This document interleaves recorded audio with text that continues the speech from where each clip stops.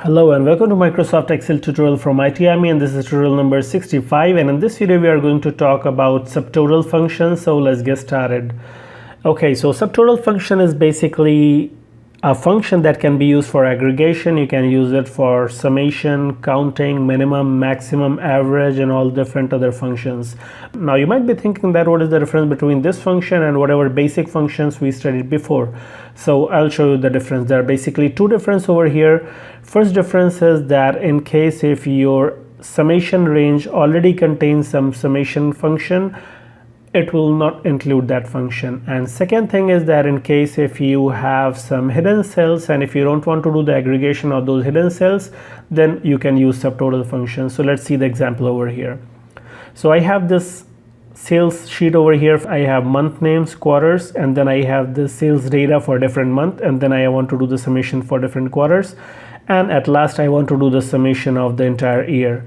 So if I do using the sum function, I can use alter equal to do the summation of that, and I can just simply copy that and paste in all these locations, Control V, and I get the subtotals for different quarters. Now if I want to do the totaling for the entire year, if I use the keyboard shortcut alter equal, Excel is intelligent enough to automatically select the subtotals for different quarters, and it's giving me 4 commands over here, and I press enter and I get the result. Now if my sheet is pretty big, I have to select individually all these cells. It would be quite tedious, right? So in that case, if I have to say equals to sum, and then I will have to select all individual cells for which I want to do them aggregation and press enter key, and then I get the result.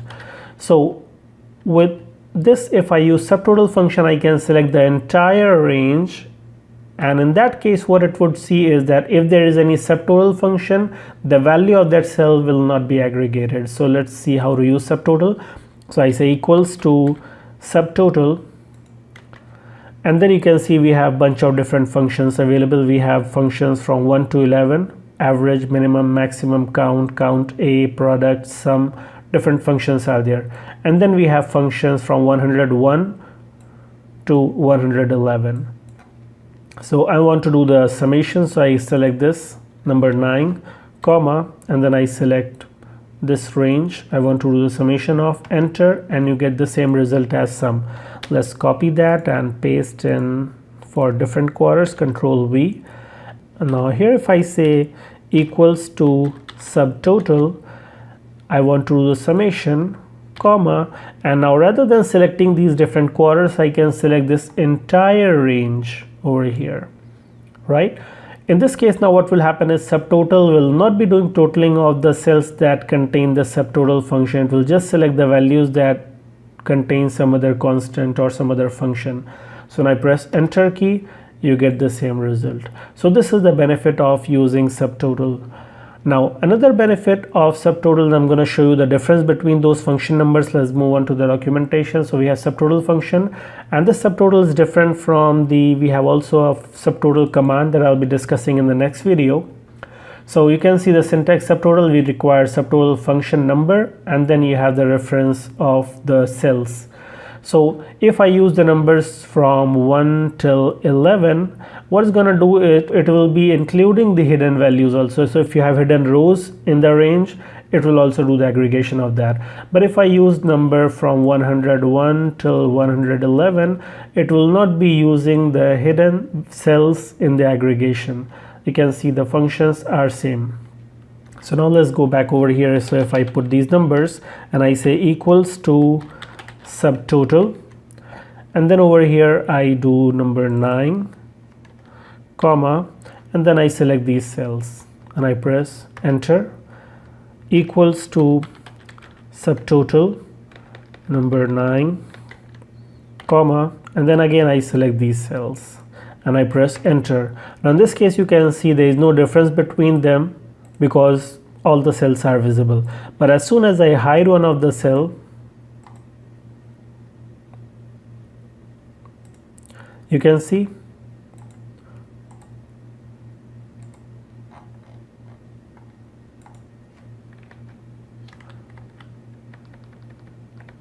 oh, I forgot to put 109, so it should be 109. Yeah, So you can see that this is doing the aggregation of all the cells irrespective if they are visible or not visible. And in this case I'm using 109, that is do the aggregation of the cells only that are visible. So this is the basic difference between these cells, between these arguments. And this thing will not work in case if you have data stored horizontally. So if I store like this and then I do equals to subtotal and then I do the